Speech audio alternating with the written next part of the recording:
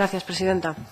Pues en esta comparecencia esperamos escuchar soluciones reales a la problemática que sufrimos con respecto al desempleo en personas con diversidad funcional. Y decimos soluciones reales porque ya hemos escuchado demasiadas veces de su partido que el desempleo es un problema estructural y de difícil solución. Y es y seguirá siendo un problema estructural mientras sigan defendiendo el modelo económico que defienden, basado en sol y playa, con beneficios para los de siempre y contratos de semiesclavitud para el resto. Si la tasa de desempleo en Canarias es del 26% y el número de parados de larga duración es del 50%, la más alta de todo el Estado, con récord también, además, en los más jóvenes, cuando hablamos de personas con discapacidad, las cifras aún son mucho más alarmantes. No se están cumpliendo las leyes para alcanzar el 2% de las personas contratadas con alguna discapacidad en empresas privadas. Y en las públicas, que es donde se debería dar ejemplo, tampoco se está cumpliendo la ley y no se llega al 5% que establece. El empleo, además de ser un derecho para todas las personas, es una necesidad y es la mejor herramienta que existe para la inclusión. Es necesario que se hagan campañas informativas para que los empresarios vayan conociendo y concienciándose sobre las ventajas que pueden suponer este tipo de contrataciones. Y es necesario, sobre todo, dar ejemplo y cumplir desde las instituciones. Y, sobre todo, es necesario cumplir la ley. Si hay alguien, además, que sufre doble discriminación a la hora de encontrar un empleo, es la mujer con discapacidad. Por eso es necesario incluir en las políticas de empleo una perspectiva de género, porque las mujeres también, en este aspecto, son las que peor paradas salen. Hay algo que resulta imprescindible para alcanzar las cotas deseadas y que, vuelvo a repetir, están impuestas por la ley, y es establecer normas que obliguen al cumplimiento de estas cotas. Consideramos necesario que se incorporen en los concursos de obra y de servicios públicos del Gobierno de Canarias cláusulas sociales que prioricen la contratación de personas con discapacidad y penalizar en esos mismos concursos públicos a aquellas empresas que no cumplan con el 2% establecido en sus contrataciones, porque creemos que desde donde primero tenemos que dar ejemplo es desde nuestras instituciones. Esto que pedimos realmente debiera ser extensivo para todas las personas, porque estamos cansados de ver cómo empresas subcontratadas por la Administración incumplen diariamente con los derechos laborales de los trabajadores. Permítanos decirle que no tenemos ninguna esperanza con ustedes, porque si quisieran ya estarían rescindidas la mayoría de estas subcontratas que abusan de los trabajadores. Nos hemos cansado de ver manifestaciones en la puerta por las empresas piratas de los guardas de seguridad y, como ellos, un montón de ejemplos más. La educación, por otra parte, es la base fundamental para optar a un puesto de trabajo y en esto tampoco está haciendo los deberes su Gobierno. Mientras los alumnos con alguna discapacidad no tengan los mismos derechos que el resto a la hora de recibir las clases, los estarán condenando de por vida a trabajos precarios o a no tener trabajo. Nos hemos cansado de repetirlo en esta comisión y eso mismo que hemos dicho en esta comisión es lo que está ocurriendo con las personas sordas. Aquí tenemos hoy dos representantes que pueden dar fe de esto que estamos diciendo. En cuanto a los cursos de formación para el empleo, ya le ha hecho la pregunta a la diputada de Coalición Canaria. Es algo que denunciamos nosotros cuando nada más llegar, esa falta de accesibilidad a esos cursos de formación. Esperamos que ya se haya corregido esa falta de accesibilidad y que, por tanto, cualquier persona que tenga discapacidad pueda acudir a esos cursos y puedan recibir esa formación que tanto les hace falta. En cuanto a los centros especiales de empleo, pues curiosamente el otro día estuvimos en uno, pudimos comprobar cómo el 90% de la plantilla eran personas con alguna discapacidad, pero realmente cuando hablamos con el personal de allí, vimos cómo la reincorporación de estas personas luego al empleo ordinario es puramente testimonial. Realmente de allí la gente no sale y encuentra otro trabajo. Entonces creemos que eso es algo en lo que de verdad tienen que trabajar. Pero teniendo en cuenta lo que hemos hablado de la educación, es muy complicado. Hasta que no tengamos claro invertir en educación, es muy difícil que estas personas puedan llegar a encontrar trabajos más especializados y, por tanto, trabajos que respeten más sus derechos laborales. Muchas gracias. Gracias, señora Nay. Por el Grupo Popular, señora Luzardo, por un tiempo de 6 minutos. Gracias, señora presidenta, señora consejera. También mi grupo parlamentario pues quiere dar las gracias por esta comparecencia. Eso sí, quiero lamentar que usted la pidió en marzo, cuando fue la comparecencia, su primera comparecencia, y la estamos celebrando 3 meses después. Un tema yo creo que es muy importante y no ha sido su culpa, sino ha sido culpa de la propia comisión haberlo puesto en el orden del día de la comisión pasada. Creo que es algo que además es fundamental para las personas que están en desempleo y que tienen una discapacidad. Yo no sé si usted tiene los datos concretos. A nosotros nos gustaría saber del número global de 222.749 desempleados que tiene Canarias, cuántas personas están en situación de discapacidad, porque ese es el dato que yo creo que es importante. Está claro que el desempleo es muchísimo mayor y coincidimos todos que el empleo es algo fundamental, ¿no?, que hace que las personas tengan una vida independiente y que es esencial también para la igualdad de oportunidades. Es verdad que en discapacidad no es lo mismo tener un 33% que la discapacidad severa, que tiene unos grados mucho mayores. Y a nosotros nos gustaría, sobre todo, usted ha hablado de las medidas, que son medidas que además están para toda España, porque las degradaciones, las bonificaciones fiscales son medidas del Estado que afortunadamente llevan ya muchísimo tiempo pues para intentar eso, que las empresas sobre todo se tengan conciencia y como tienen bonificaciones pues puedan contratar a personas con discapacidad. Pero a mí me gustaría centrarme más en medidas concretas en Canarias. Usted ha anunciado 2 cuestiones, una que parece muy importante, acaba de anunciar que va a subir la subvención para itinerario especializado de 1,2 millones de euros a 3.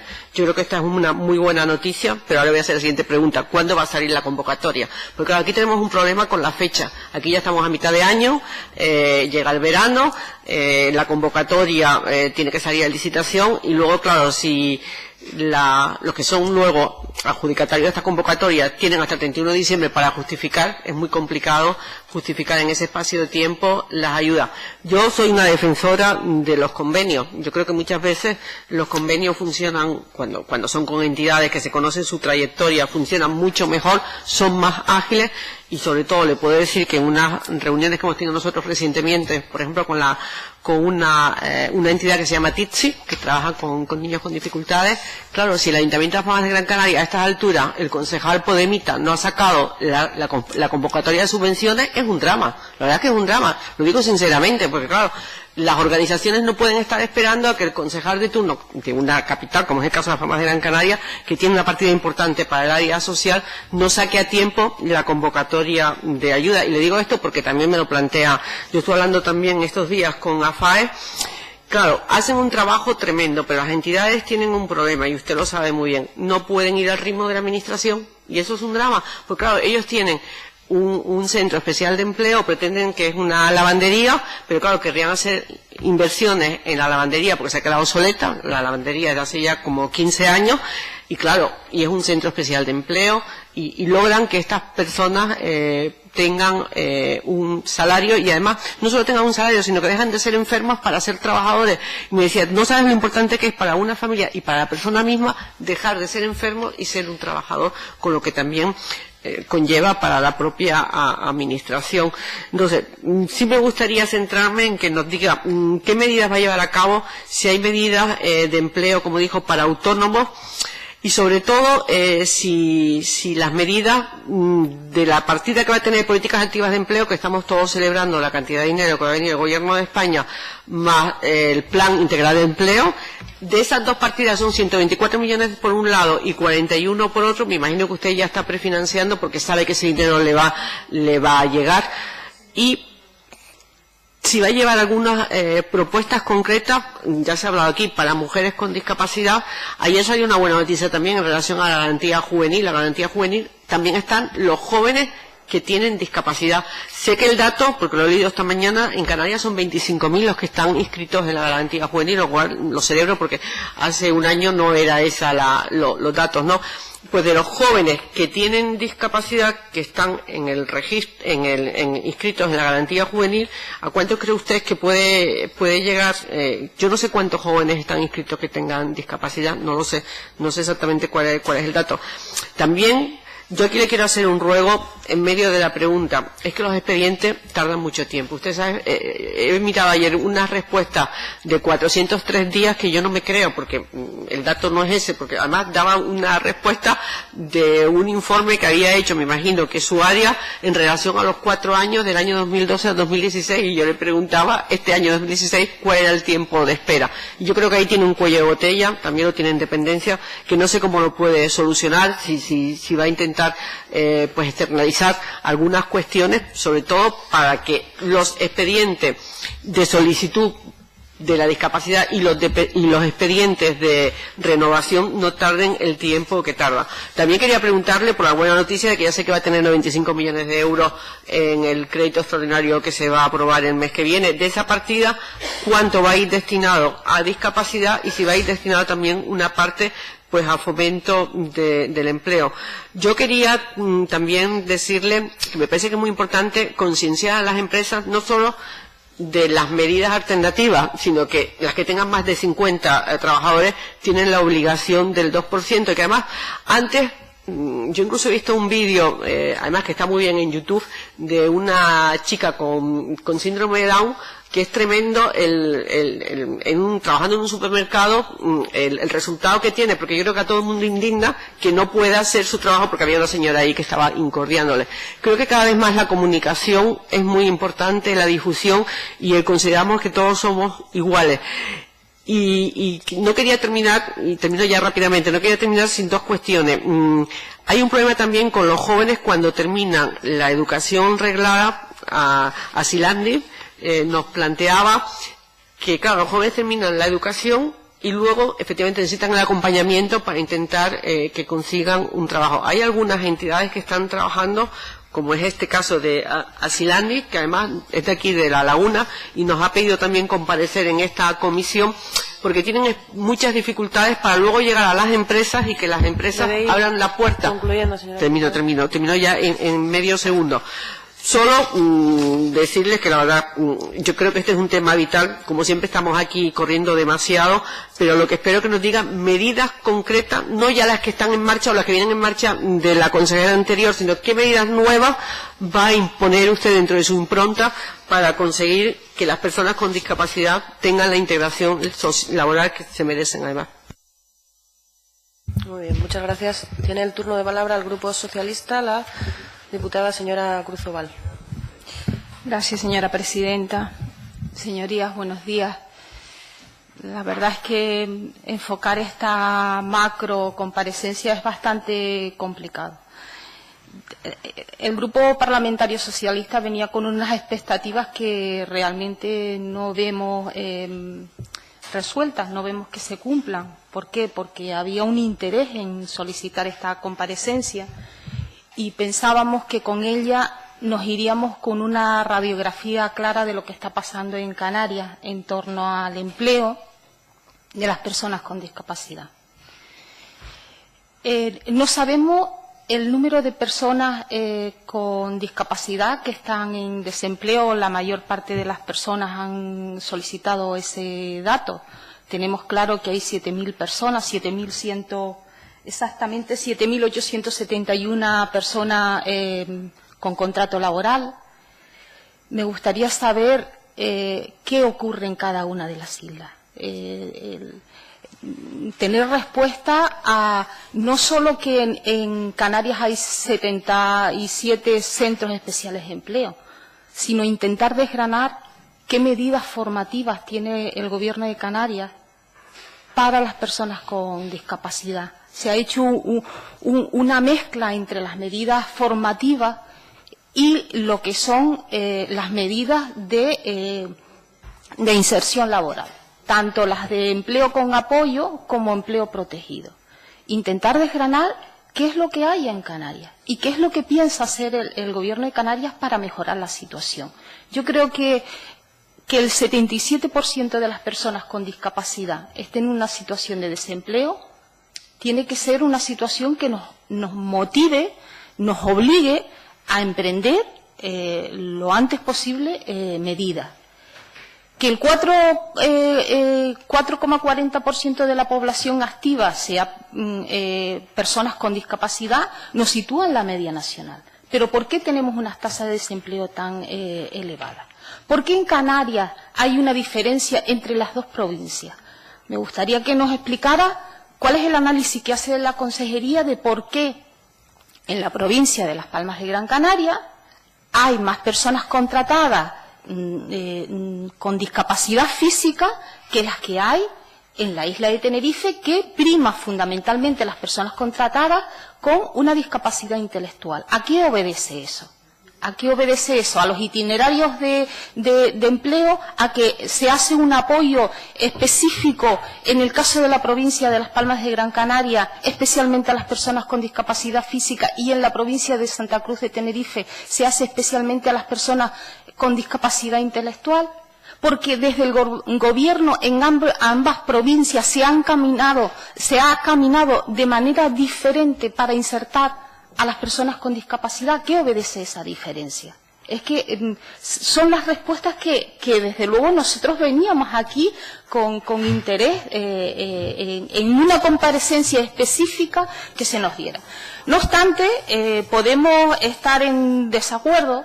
Lo que sí que hemos hecho un esfuerzo, porque era una comparecencia que nosotros también teníamos interés en solicitar hace una semana, y que han hecho referencia a distintos portavoces que efectivamente hay un hándicap importante, y es el nivel de la falta de seguir impulsando una educación inclusiva. El que no exista una educación inclusiva va a afectar al resto ya no solo de la formación laboral, sino de la inserción laboral de las personas con discapacidad. Entonces, el nivel educativo y de cualificación profesional de las personas con discapacidad es bajo o no es el adecuado para determinados sistemas productivos. Entonces, si esta es una dificultad, la pregunta que le hacemos desde el Grupo Parlamentario Socialista es ¿qué medidas piensa impulsar el Gobierno para subsanar ese déficit? La segunda dificultad es la falta de información y a veces motivación también del ámbito de la propia persona con discapacidad y del propio ámbito familiar de las personas con discapacidad. En torno a la falta de información y la motivación, ¿qué medidas también piensa impulsar el Gobierno de Canarias para que esto no sea un hándicap? También hay una actitud negativa de determinados sectores empresariales hacia el colectivo de las personas con discapacidad, porque piensan que tiene que son potencialmente menos capacitados para el desarrollo de determinadas actividades. Entonces, si se piensa emprender alguna acción para efectivamente esos estereotipos poderlos superar. Hay dificultades también por parte de aquellas personas con discapacidad que quieren acceder a un empleo autónomo a la hora de conseguir la información y además tener el apoyo financiero necesario para emprender esa actividad empresarial, muchas veces emprendiendo con una pequeña pyme. Entonces, si piensa el Gobierno, dentro del apoyo a los autónomos, establecer como una medida de acción positiva un apoyo especial a este colectivo, a las personas con discapacidad que quieren ejercer su trabajo de manera autónoma. Y ya se ha hecho referencia aquí a las dificultades. Debe ir concluyendo, sí, señora diputada. En cuanto a la accesibilidad para la formación y la accesibilidad en cuanto también a la hora de acceder a determinados entornos laborales. ¿Qué medidas se piensan emprender? Muchas gracias. Muchas gracias. Tiene el turno de palabra el Grupo Nacionalista Canario, la señora diputada. Gracias, señora presidenta. Buenos días. Señora consejera, gracias por la información tan detallada que nos ha expuesto hoy aquí. Sabemos del trabajo que desde el Servicio Canario de Empleo se viene desarrollando para facilitar el acceso al mercado laboral a personas con más dificultades de empleabilidad. En teoría, siempre en el marco de los criterios y principios de la denominada Estrategia Española sobre Discapacidad 2012-2020, que es la transposición local de la estrategia homónima europea. Aunque a nadie se le escapa que los cambios políticos y los efectos de la crisis sufrida desde que se aprobara, por allá por el año 2011, se han dejado sentir sobre su eficacia y desarrollo.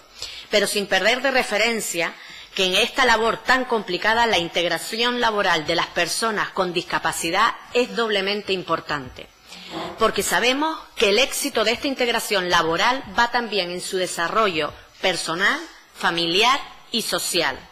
Recordemos que en su momento ya aprobamos aquí una proposición no de ley defendida por nuestro compañero Marciano Acuña en el ámbito de servicios sociales para gestionar de forma conjunta con el Servicio Canario de Empleo los listados insularizados de personas con discapacidad para mejorar sus posibilidades de inserción y también para llevar a cabo una campaña de sensibilización a la sociedad canaria sobre la necesidad de contratación de personas con discapacidad como forma de mejorar su integración social y exponiendo también los incentivos que la actual legislación plantea para ello. En el marco de la Ley General de Discapacidad y los 3 tipos de itinerarios laborales ofrecidos, el empleo ordinario, el empleo protegido y el empleo autónomo.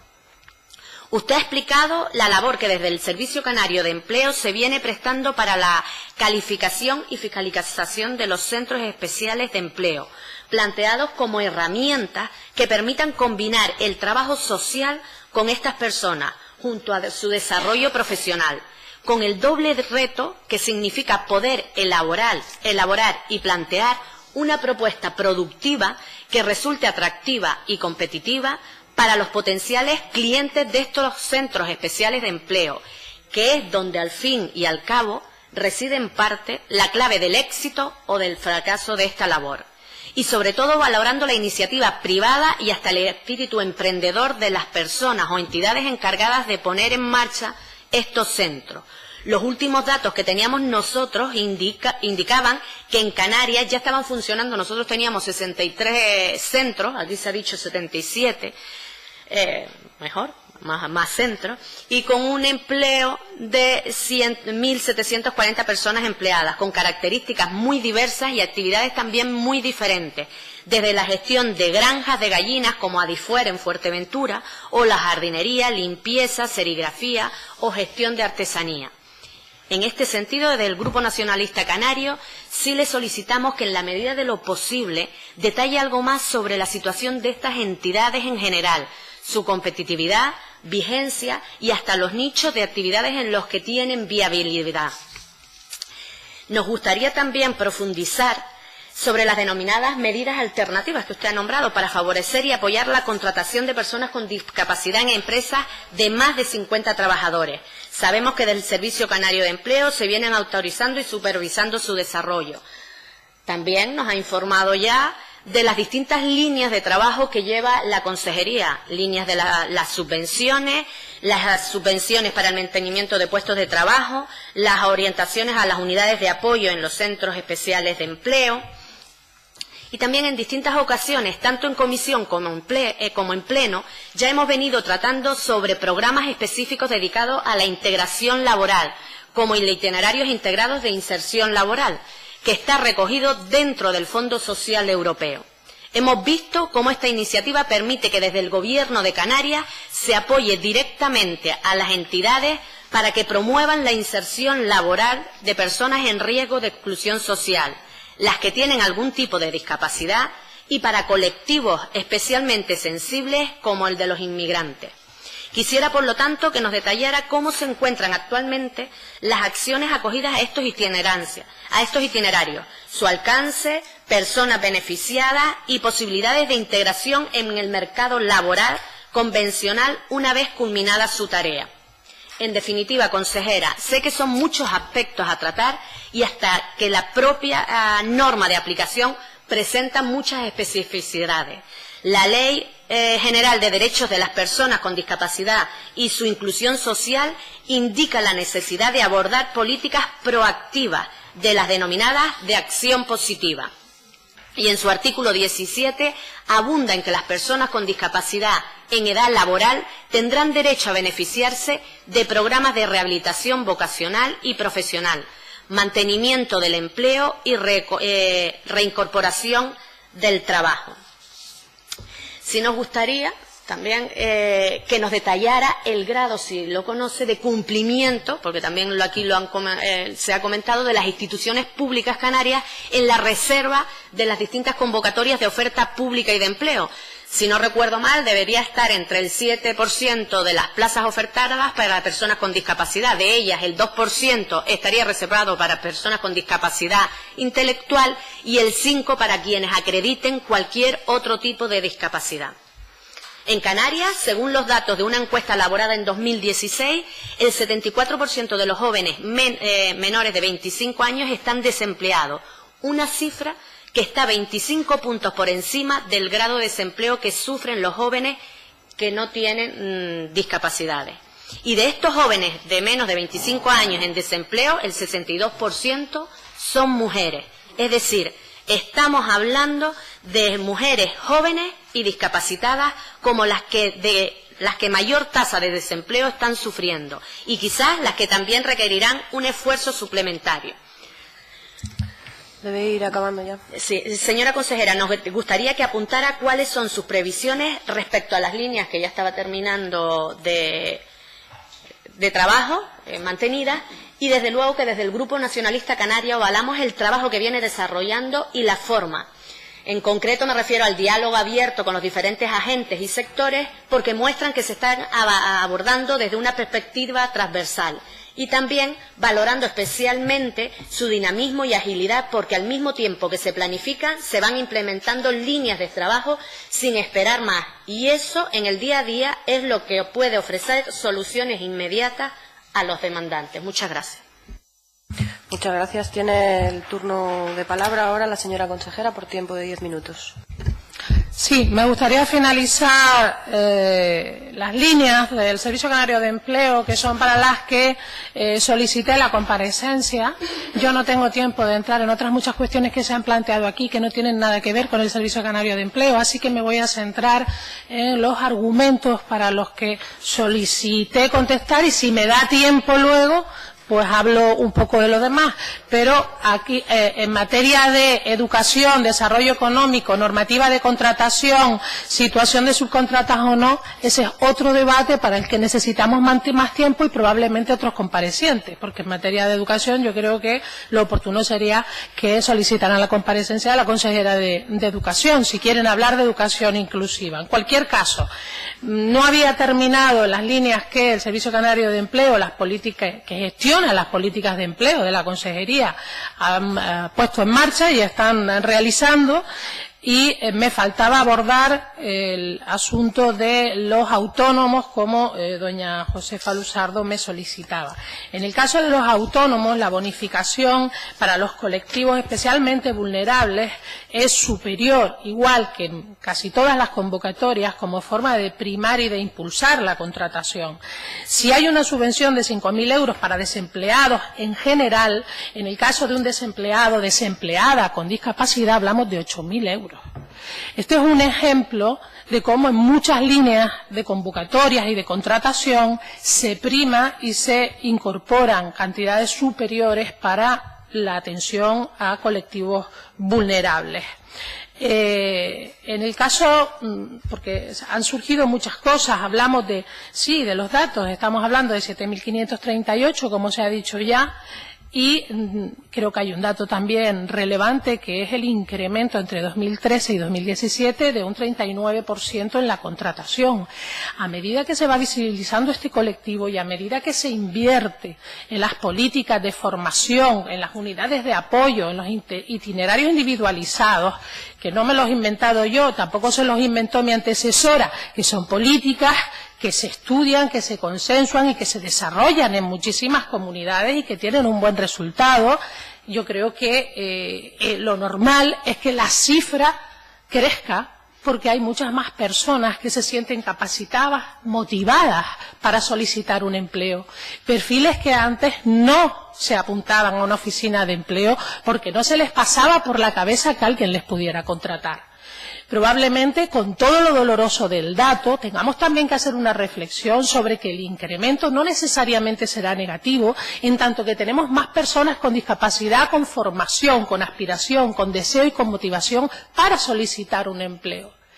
Y les aseguro que este ha sido un salto muy importante que debemos valorar adecuadamente, porque hasta hace pocos años las propias familias, en ocasiones, a personas con discapacidades importantes, no las veían capaces de incorporarse al mercado normalizado y asumían que durante toda su vida iban a vivir con las ayudas que les correspondían legalmente establecidas, pero que sus hijos o sus hijas no iban a poder tener un trabajo normal. Y les costaba incluso cuando las entidades, las asociaciones promovían esa incorporación a la formación para incorporarles al mercado ordinario, les costaba dar el ok y apoyar ese paso. Por tanto, que haya más personas con discapacidad pidiendo empleo no tiene por sí que ser un mal dato, sino el dato de que empiezan a acudir en igualdad de oportunidades a solicitar el empleo al que tienen derecho. Algo que, insisto, hace unas décadas no se observaba. Los datos de demandantes de empleo de personas con discapacidad prácticamente no existían. Y reconociendo que el porcentaje es alto y que tenemos que reforzar todas las líneas y que el incremento presupuestario nos lo va a permitir, también tenemos que, de alguna manera, evidenciar que el incremento de contratos es un dato muy positivo y que perfiles de discapacidad que antes tenían muy difícil inserción, como son las personas con discapacidad por salud mental, están alcanzando altos datos en la incorporación al mercado ordinario. Yo he hablado de medidas claras, cuando hablamos de soluciones reales y que no son el invento de ninguna política, se llame como se llame, que responden equipos técnicos que están trabajando y que están haciendo un magnífico trabajo y que van a contar con más recursos para desarrollar lo que yo considero básico, que son las unidades de apoyo y las líneas, como dije antes, de desarrollo de itinerarios singularizados. En cuanto al desarrollo de los recursos de los centros especiales de empleo, de las oportunidades por islas, miren, yo en los 6 meses que llevo no he tenido tiempo de hacer un diagnóstico con profundidad que tampoco ustedes, doña Teresa, hicieron en 1 año y medio, y si tienen la información yo les agradezco que me la den, porque así me ahorraré más tiempo, pero de la experiencia y del trabajo, sí, porque usted me está pidiendo una información. Usted me pide una información y que le haga un diagnóstico por isla de por qué en unas islas hay más centros de empleo que en otras, que realmente yo no he visto por ninguna parte. Ahora, si puedo opinar a partir de mi experiencia, sin que usted me solicite una investigación detrás de cada opinión que expreso, le diré que cada isla ha ordenado de manera diferente la atención a la discapacidad históricamente y que es a partir de la nueva legislación, a partir de los planes de atención a la discapacidad insulares, a partir de la ley de dependencia, cuando viene a organizarse el sector de alguna manera contando con más recursos, con más financiación y con financiación estable. Que todos estos recursos para la atención a la discapacidad y a la formación de personas con discapacidad funcionaban hace apenas 15 años con pequeñas ayudas y subvenciones que no se sabía ni de cuánto eran ni cuándo iban a llegar, y que hoy tienen convenios estables que les han permitido crecer y desarrollarse. Y en esa línea, no en todas las islas, ni la apuesta ha sido igual en los mismos centros, en la misma tipología, ni en la misma atención. Y si vamos a hablar, pues entre Gran Canaria y Tenerife, hay diferencias en cuanto a atención residencial, atención diurna, a centros especiales de empleo. ¿Ha acertado uno más que otro? Pues mire, yo creo que cada isla ha ido respondiendo a sus demandas con los recursos que tenían, cabildos, ayuntamientos y asociaciones, muchas formadas por familiares de las personas con discapacidad, que fueron los que dieron el primer paso y empezaron a crear esta red que ahora, gracias a Dios, empieza a consolidarse. Y el Servicio Canario de Empleo tiene que apoyar a todas estas entidades para que, más allá de los recursos residenciales, de los asistenciales, podamos impulsar la formación adecuada, los centros especiales de empleo como preparatorios para el mercado ordinario y las políticas específicas. Tenemos que reforzar las bonificaciones bonificaciones y los atractivos para que las personas con discapacidad tengan más posibilidades, y vamos a hacerlo. Y además vamos a hacer las campañas de concienciación y de sensibilización necesarias para que este colectivo cuente con más oportunidades. Pero también es cierto que vamos a tener que reforzar, y lo advertí en mi primera intervención, a través de las inspecciones de trabajo, el cumplimiento de las medidas alternativas, y que la comunidad autónoma, en las próximas convocatorias de empleo, que si por fin se pueden hacer y se puede incorporar personal a la administración pública, porque ya hace mucho tiempo que no hay convocatorias de empleo, tendrá que cumplir, y con absoluta vigilancia, todos esos porcentajes que exige la ley. Tenemos que dar el paso más allá en la estabilidad de todos estos recursos que nos ayudan, todas esas redes que nos ayudan a atender y a formar, y el paso más allá, sin duda alguna, puede ser la nueva ley de servicios sociales, porque establece la posibilidad que planteaba la diputada del Partido Popular del convenio, del concierto, de fórmulas que hagan que las entidades todavía hoy en muchos sitios no estén esperando las convocatorias. Pero ya les adelanto que en el caso de las convocatorias del Servicio Canario de Empleo, ayer en el Consejo General de Empleo se han aprobado los documentos con todos los miembros.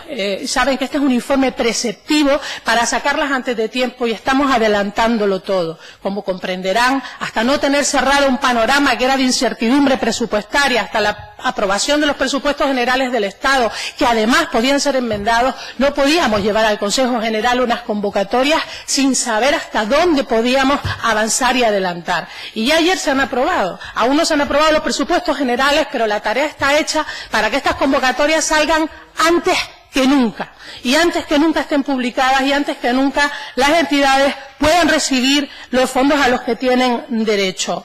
Yo no niego que en dependencia y en discapacidad, en los reconocimientos, tenemos el cuello de botella que tenemos, porque es una realidad y no es nuevo. Esto no empezó el otro día, y tenemos unas dificultades importantes de personal, y que todo el plan de choque no las resuelve, aunque nos ayuda a mejorar la situación. Y un plan de choque para discapacidad se está incorporando poco a poco, porque tampoco es tan fácil, porque no hay perfiles en las listas de reserva, y estamos viendo cómo vamos sustituyendo las personas que no están y la cantidad de puestos vacantes que tenemos. Y a partir de ahí le aseguro que es nuestra prioridad poder mejorar esos datos también, y poder mejorar la lista de espera, y que el reconocimiento sea muy rápido, porque a partir de ahí se establecen beneficios y derechos en materia de estas mismas convocatorias y de subvenciones y de apoyo. Mire, no me da tiempo de profundizar en más, son muchos los temas que se han puesto sobre la mesa, pero en cualquier caso estoy a disposición de ustedes para cualquier otra pregunta en esta comisión. Insisto, hay cuestiones que no son de mi directa competencia, que ustedes han comentado, que son desde luego importantes y relevantes, no les quito ninguna importancia, pero que teniendo una comisión parlamentaria especializada en discapacidad, yo no voy a contestar, porque creo que se puede convocar a los consejeros, consejeras responsables, igual que acudo yo a una comisión que es transversal, que no es solo para que venga la consejera de Bienestar Social, sino que es una comisión que pretende que haya verdadera transversalidad, y yo creo que en ese sentido hay consejeros y consejeras que pueden contestar a las normas de contratación, al desarrollo económico elegido o no elegido, y cómo impacta la discapacidad, y a otras cuestiones. Y si quieren, en una próxima comisión hablamos de la discapacidad por islas, y de por qué unas islas tienen unos recursos y otros otras, porque no era el sentido de esta comparecencia, pero me parece importante y es un debate muy interesante. Algo sé, poquito seguro, pero algo sé del tema, y estoy encantada de que podamos profundizar. Me gustaría tener también aquí a los responsables de los cabildos y algunos municipios que han sido muy relevantes en ese tema, y que han tomado decisiones que han configurado el mapa que tiene cada una de las islas, y que se ha ido desarrollando a partir de los últimos años. Un minuto nada más le pido a la presidenta para concluir diciendo: todas las líneas de las que hemos hablado, y el refuerzo a través de la exigencia de las medidas de control, y el refuerzo en la contratación de mujeres con discapacidad, y en otros asuntos que se incorporan en estas convocatorias, que van a ver reforzadas sus posibilidades, creo que son una buena noticia en un momento de poder contar con más recursos que nos permitan responder a muchas más gente y que hayan muchísimos más beneficiarios y beneficiarias que consigan un empleo y sobre todo que sea un empleo estable. Muchas gracias. Muchas gracias. Dígame, señora diputada. Señora presidenta, me gustaría intervenir un minuto por imprecisiones y por hacer una alusión al Grupo Parlamentario Socialista con algo que no procede. Tiene un minuto. Gracias, señora presidenta. Señora Valido, si el Grupo Parlamentario Socialista, cuando estaba ahí de consejera la señora Hernández, le preguntábamos a la señora Hernández. Ahora no está la señora Hernández y está usted, que ha solicitado comparecer sobre empleo, sobre inserción, no sobre el Servicio Canario de Empleo, sino la inserción laboral de las personas con discapacidad, que abarca distintos ámbitos. Las personas con discapacidad, por eso pasa lo que pasa, no son compartimentos estancos. Ahora educación, ahora sanidad, ahora servicios sociales, ahora empleo. Es una persona y usted es competente en discapacidad, en las políticas de las personas con discapacidad. Y es usted la que tiene que coordinar con educación, tener una educación inclusiva. Y es la que tiene que coordinar con vivienda, que en este caso la llevó usted mismo. Y por eso el Partido Socialista hacía referencia a este asunto y no la sometemos a una tesis doctoral. Si no sabemos cuáles son las causas de que hay una tasa de desempleo tan elevada en las personas con discapacidad, difícilmente vamos a lograr una inserción plena de las personas con discapacidad. Ya el minuto, señora diputada, muchas gracias. ¿Quiere...? Sí, claro. Bueno, lo primero es que cuando se solicita esta comparecencia públicamente debe estar grabado, no sé cómo se ha transcrito, puede que se haya transcrito de otra manera, pero está grabado cuando digo que voy a solicitar una comparecencia para hablar de empleo y discapacidad y lógicamente lo hago desde mi responsabilidad como consejera de empleo y las políticas de inserción de empleo en mi consejería las hace el Servicio Canario de Empleo. Luego no puedo pedir una comparecencia para venir a hablar de educación, de vivienda, de transporte, de turismo y de todo lo que usted quiera. Tenemos una confusión probablemente, y a lo mejor no estamos de acuerdo, y eso está muy bien, entre compartimento estanco y transversalidad. Yo creo que esta comisión se ha creado precisamente buscando la transversalidad, buscando que no solo la consejera de Bienestar Social responda a todos los asuntos que afectan a la discapacidad, porque la discapacidad está en todas las áreas, y me imagino que eso no tiene nada que ver con compartimentos estancos, sino con responsabilidades compartidas, y con espacios y con óptica y con perspectiva de discapacidad en todas las áreas del gobierno. Entonces, si usted quiere que yo venga a hablar de todas las áreas del gobierno, necesitaré 2 o 3 comparecencias, pero, insisto, no nos olvidemos de que el resto de los consejeros y consejeras tienen una responsabilidad con la discapacidad que se llama transversalidad y no compartimentos estancos. Y, hombre, es que ha dicho cosas que abren un nuevo debate y la verdad me gustaría tener el derecho de contestar a cuestiones que de verdad, en fin, yo... le preguntaban a Patricia Hernández y ahora le preguntan a usted, lógico, claro que sí, pero usted no puede, si usted quiere que hablemos de los recursos que hay para la formación y la inserción laboral, haga la pregunta y en la próxima comparecencia hablamos de eso. Le he invitado a que en la próxima comisión podamos hablar de esos datos que ustedes no tienen y que yo creo que les puedo dar. Gracias. Compréndanos que si le doy un minuto a usted se lo tengo que dar a ella también y entonces no acabamos el debate. Muchas gracias. Bueno, pues entonces pasamos al siguiente punto del orden del día. Disculpamos a la consejera, o la consejera puede... Ya le he dicho que seguiré las intervenciones vía internet. Bien. Pues Naira no está. Mira, mucha suerte.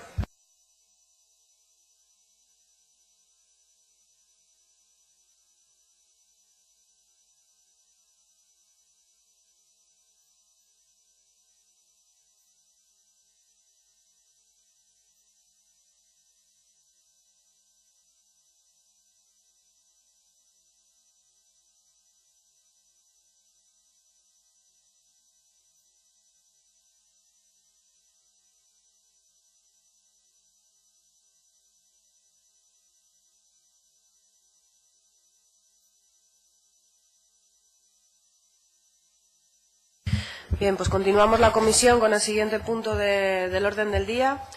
Les recuerdo a los diputados que hemos recortado los tiempos de las intervenciones de los grupos a 3 minutos. Y damos paso entonces a nuestro compareciente, Juan José León Machín, que es presidente de la Asociación de Implantes Cocleares de Canarias, que nos va a hablar sobre la realidad del implante coclear en esta tierra. Tiene el turno de palabra por tiempo de 10 minutos. Gracias.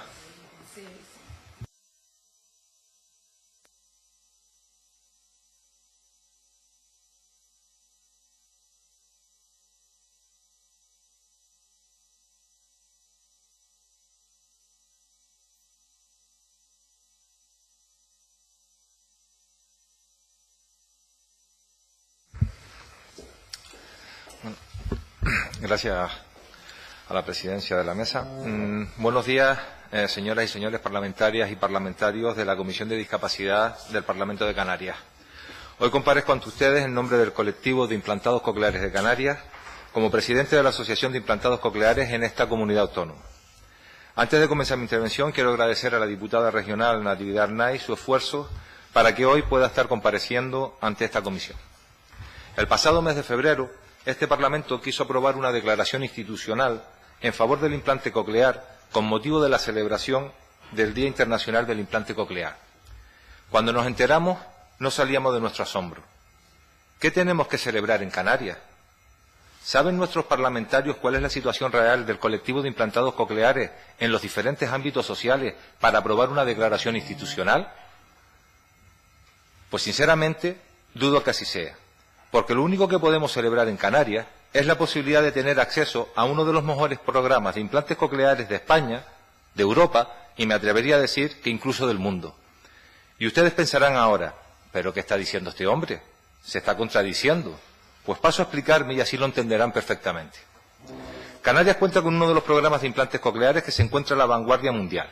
En la unidad de hipoacusia del Complejo Materno-Insular de Gran Canaria se están llevando a cabo investigaciones y avances importantísimos en el desarrollo de nuevas tecnologías en el campo de los implantes cocleares.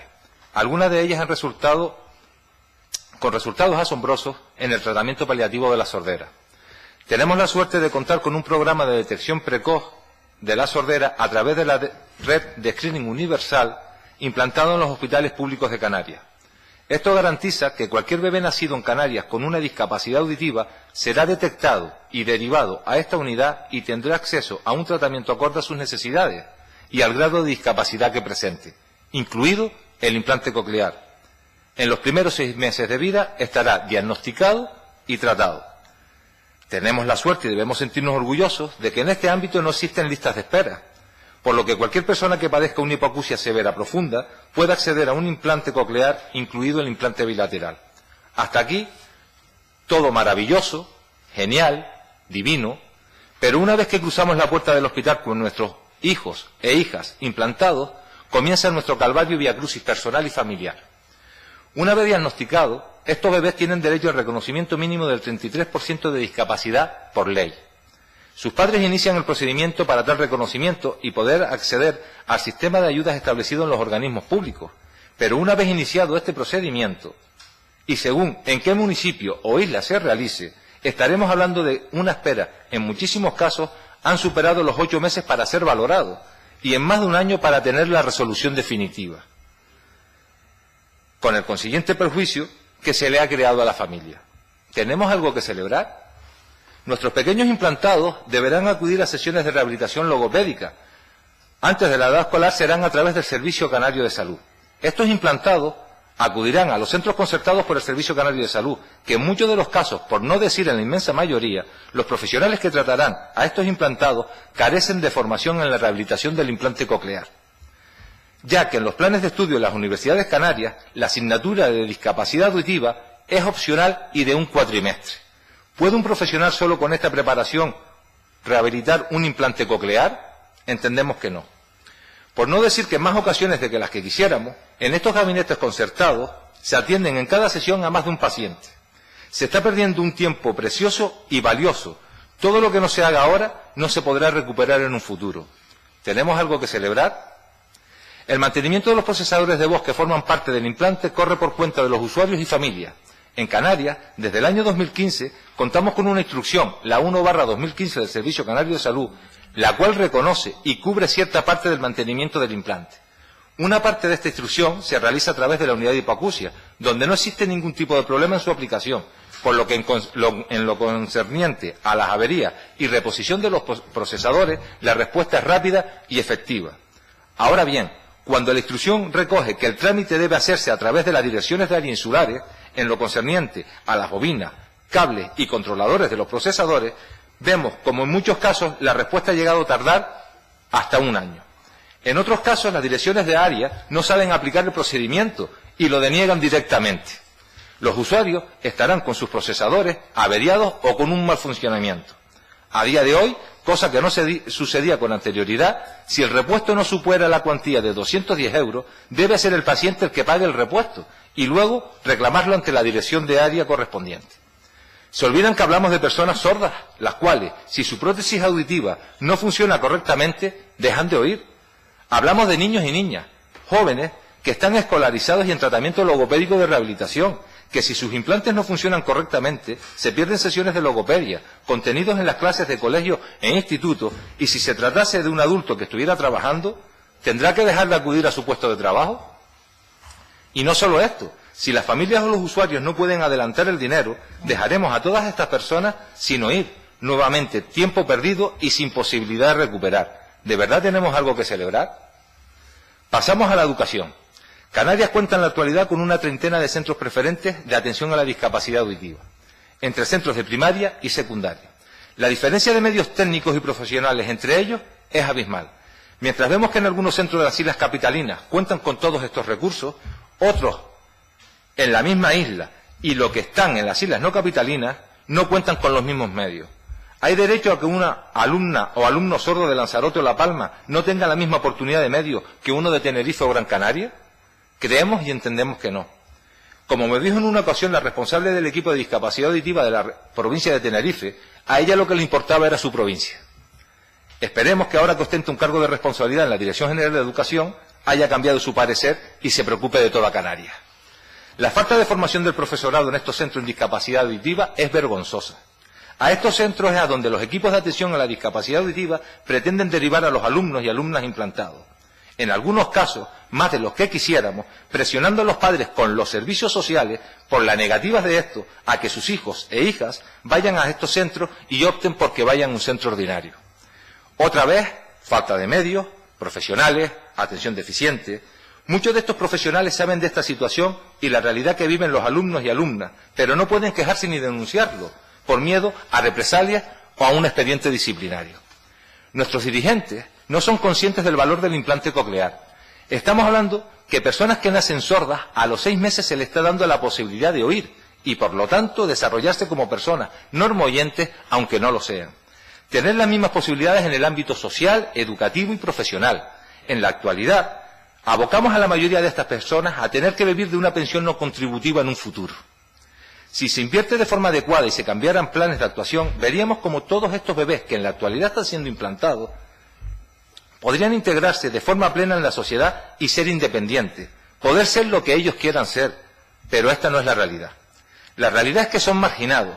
Han llegado hasta nuestra asociación casos que son verdaderamente deleznables, que podrían ser denunciados ante la justicia, pero siempre optamos por dedicar todos nuestros esfuerzos y mejorar la calidad de vida de nuestros hijos e hijas. Ver propuestas de expulsión de alumnos en edad infantil sordos por violentos, cuando sencillamente son niños y niñas que no entienden el mundo que les rodea y no pueden hacerse entender.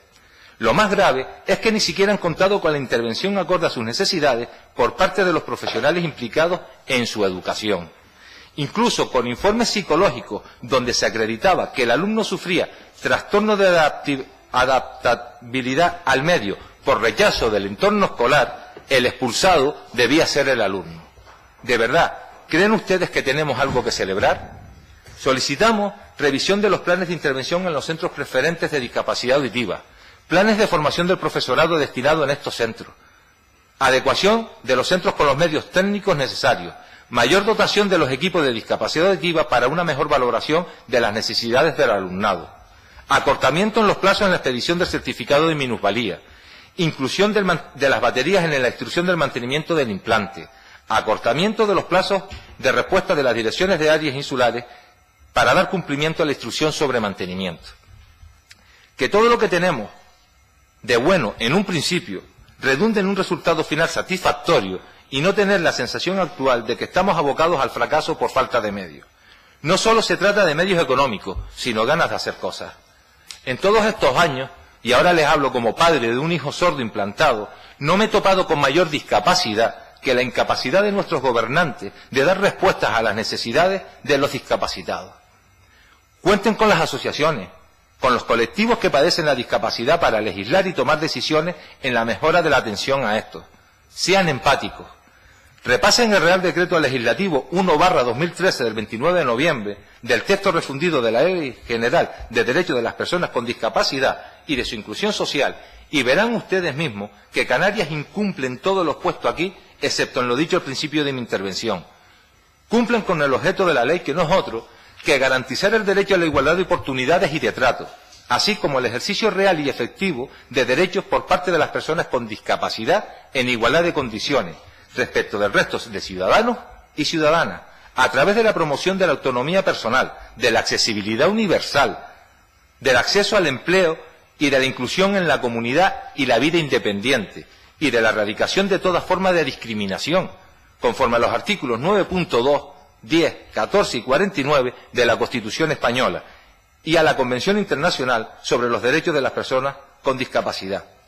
Que el colectivo de implantados no siga siendo discriminado, que tengan las mismas oportunidades independientemente del lugar de residencia, que tengan en igualdad de condiciones acceso a una educación acorde a sus necesidades, las cuales están recogidas en la ley. ¿De verdad creen ustedes que teníamos algo que celebrar el pasado 25 de febrero para que nuestro Parlamento aprobara una declaración institucional? Si es así, deberían hacérselo mirar, porque a partir de hoy ya tienen conocimiento de la situación real que vivimos y no tenemos, lamentablemente, nada que celebrar. Lo único que podríamos es el esfuerzo, la constancia, el trabajo, el sacrificio, la lucha, la entrega, la valentía de las familias en dar una vida digna a sus hijos e hijas, hermanos, hermanas, padre o madre que padecen una discapacidad, o la de los propios discapacitados. Para esto, el Parlamento nunca ha hecho una declaración institucional para reconocerlo. Lo mínimo sería eso, dado que, como ha quedado reflejado en mi intervención, no aportan nada más, sino leyes sobre papel mojado que no se cumplen. Muchísimas gracias. Muchas gracias por su intervención. Pasamos el turno ahora de intervención a los grupos parlamentarios. Agrupación Socialista Gomera, Nueva Canaria. Damos paso al Grupo Podemos, si me permiten ir hacia allá.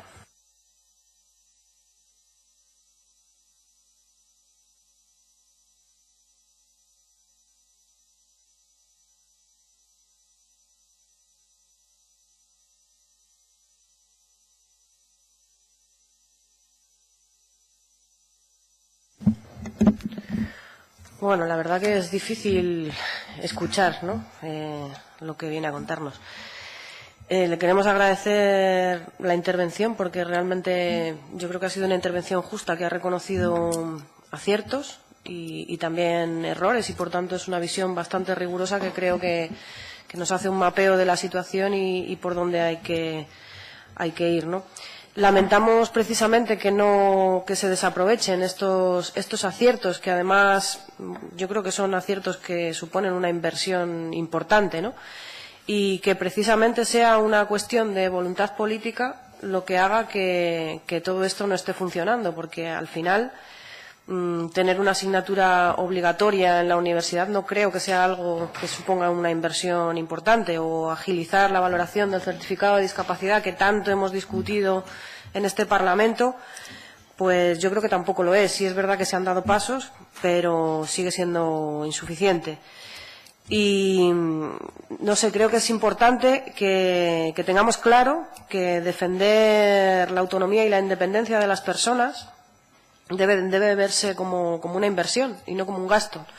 Está claro que cualquier persona autosuficiente, pues el día de mañana no va a suponer un gasto. Aparte, si hablamos en términos puramente económicos, estoy frivolizando ahora un poco, ¿no? Pero como parece que muchas veces en política solo importa el dinero, ¿no? Pues hablando desde ese punto de vista, ya no tocando el punto humano, que es lamentable, invertir en discapacidad, pues es eso, es invertir, no es un gasto, ¿no? Y hay una cifra que es cierta, que es que por cada euro que se invierte en discapacidad revierte en 3 a la sociedad, ¿no? Y luego aparte, pues los beneficios humanos, ¿no? Apostamos por políticas, en Podemos apostamos por políticas que cumplan con los derechos de las personas y no por políticas que estén basadas en la caridad y el asistencialismo. Por eso siempre defenderemos todo lo que sean los derechos fundamentales. La importancia de la educación para la inclusión es básica. Antes lo he comentado y ahora lo vuelvo a comentar. Si queremos tener una sociedad inclusiva, hay que invertir en educación, y la relación que hay entre educación y empleo pues es evidente, ¿no? Lo hemos comentado antes y lo vuelvo a decir. El otro día estuvimos visitando un centro especial de empleo donde el 90 y pico % de las personas que estaban allí contratadas eran personas con discapacidad, pero claro, era un centro de una lavandería, donde la formación que se requiere es mínima o ninguna, ¿no? Creemos que eso no están bien esos centros para dar un primer paso, pero creemos que esa no es la real inclusión, ¿no? Y sobre todo lo que nos comentaban allí los trabajadores, que luego no se sucedía ese paso hacia el empleo ordinario. Creemos que en las edades tempranas el tiempo es oro y no se puede permitir este tipo de cosas que están pasando, ¿no? Tuvimos una reunión también con madres de hijos implantados y ya no, cuando hablaba con ellas y me decían, ya no es una cuestión solo de educación. Dice, es que a mí me preocupa que mi hija salga a la calle y le pueda atropellar un coche porque realmente no tiene una buena audición. O sea que bueno, yo creo que es un tema al que hay que poner especial cuidado. Hemos registrado una PNL que no presentaremos hasta después de esta intervención y les pedimos su apoyo después de haberles... Una PNL que hemos hecho con ellos, no solamente con AICANAR, también con Funcasor, hemos contado con las asociaciones y creemos que recoge todas las iniciativas que él hoy nos está explicando aquí, ¿no? Y si no, pues esperamos que sus enmiendas la puedan mejorar. Y sí que le quería preguntar al compareciente algo sobre la intervención que ha hecho y los centros preferentes, cuando ha comentado que los padres no pueden llevar a sus niños a otros centros que no sean los centros preferentes, pero sin embargo los centros preferentes no cumplen las condiciones que deben de cumplir, al menos no todos, ¿no? Entonces me gustaría que nos explicara eso. Gracias.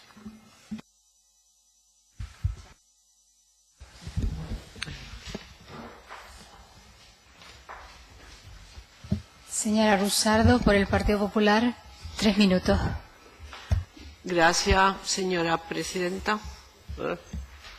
Ahora. Gracias, señora presidenta. En primer lugar, señor don Juan José León, primero, muchas gracias por comparecer y, sobre todo, yo sí creo que hay algo que celebrar. Le voy a decir porque me parece que su exposición ha sido bastante clara y quiero decirle que mi grupo parlamentario, yo misma fui la que propuse la declaración institucional que era para conmemorar el Día Internacional del Implante Coclear, que eran 70 años desde su inicio. Y era exactamente la misma, prácticamente copiada, la misma declaración institucional que había hecho el Senado, con lo cual no era nada nuevo. Era para conmemorar, era una fecha, lo que se intentaba visibilizar en el Parlamento de Canarias. También es verdad que de un tiempo a esta parte, sobre todo con esta comisión, yo creo que estamos consiguiendo estar con los colectivos, ser conscientes de las dificultades que tienen y los problemas que hay en las diferentes áreas del Gobierno de Canarias. Yo también aprovecho para decirle, no hace mucho estuvo también aquí compareciendo el presidente de las personas que son sordociegas y también prepara una PNL que ya está seguramente registrada. Y yo creo que eso es muy bueno. A continuación vamos a escuchar, después de haberle también reunido con él, a Antonio Acosta, que es un deportista sordo y que a mí me impactó en una reunión que tuvimos en el despacho del grupo parlamentario. Primero, lo bien que lo hace en el deporte, son personas sordas y las pocas ayudas que tienen desde la Administración. Por tanto, yo creo que es muy importante el trabajo que estamos haciendo. Usted ha puesto sobre la mesa las dificultades, por ejemplo, en educación. Le puedo decir que también el representante que vino de la Asociación Sorda de Gran Canaria dijo exactamente lo mismo, desde el logopeda, los problemas que tienen en la educación, en la falta de profesionales. Yo creo que eso está ahí. Ahora, lo que hay que hacer es un seguimiento para que la Consejería de Educación del Gobierno de Canarias, pues lo antes posible, intente ir resolviendo las dificultades que tienen. Yo creo que esto es muy importante porque la verdad es que yo no sé cuántas personas tiene asociadas, yo se la quería preguntar. Yo el dato que leí es que en torno a 100.000 personas en Canarias podrían padecer sordera. Ese dato es un poco del 10%, ¿no?, del millón de personas que se supone que hay en España.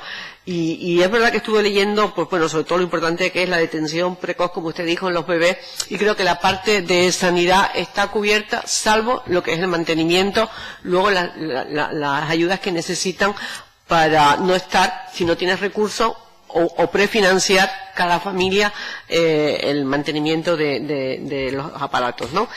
Yo creo que ahí sí hay que hacer un esfuerzo, porque a mí sí me parece grave que comunidades autónomas, yo estuve leyendo comunidades autónomas como Madrid, lo tienen, o sea, lo cubren, y no puede ser que según dónde nace, en relación a España, según la comunidad autónoma en la que está, en unas comunidades autónomas los asume el gobierno correspondiente y en otras no. Yo creo que ahí, en toda España, tendríamos que ser, esto tiene que ser un tema de que desde el punto de vista de sanidad se cubra, y sobre todo, luego, usted puso también el cuello de botella que acabamos de comentar antes, y termino. Hay un problema en los plazos, efectivamente, los padres, los niños los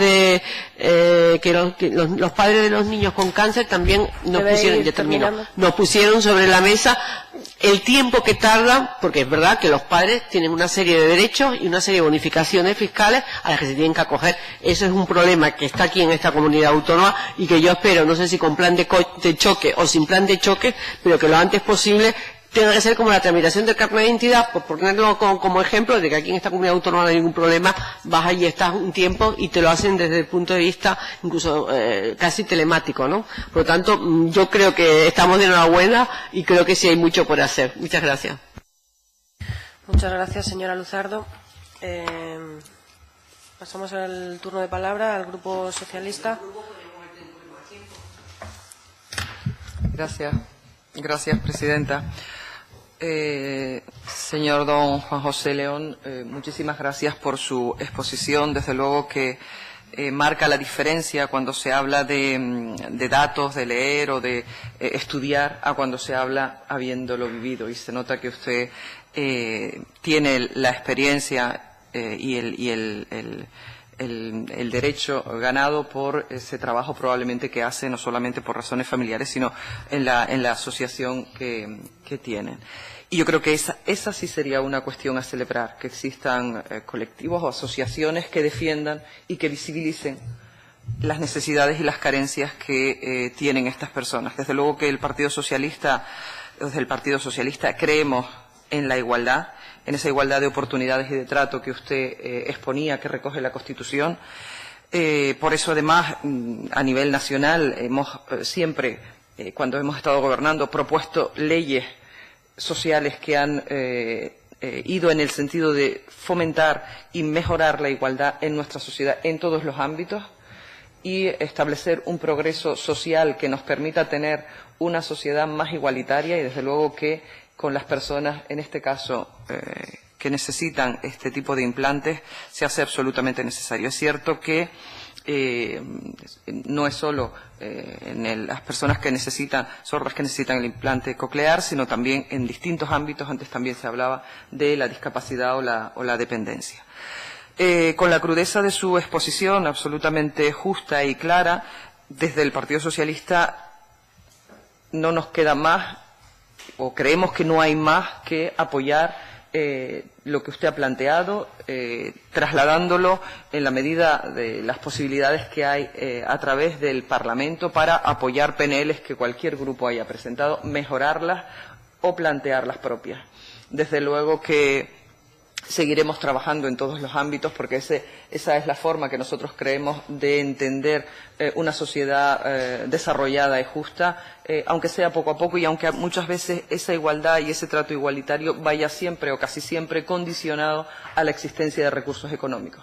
Yo espero que en el presupuesto maravilloso que se aprobó este año en el Gobierno del Estado, que además ha sido pactado y que todos han aplaudido, fundamentalmente muchos de los grupos políticos de esta Cámara, el Partido Popular, Coalición Canaria, Nueva Canaria, pues se destine una partida importante a los temas sociales, a los temas de la apuesta por la igualdad, porque desde luego que por muchas iniciativas que presentemos, incluso por leyes importantes que se han aprobado, si no existen recursos y no se dotan de recursos, la mayoría de los asuntos que usted ha planteado, con muy buen criterio, en sanidad, en educación.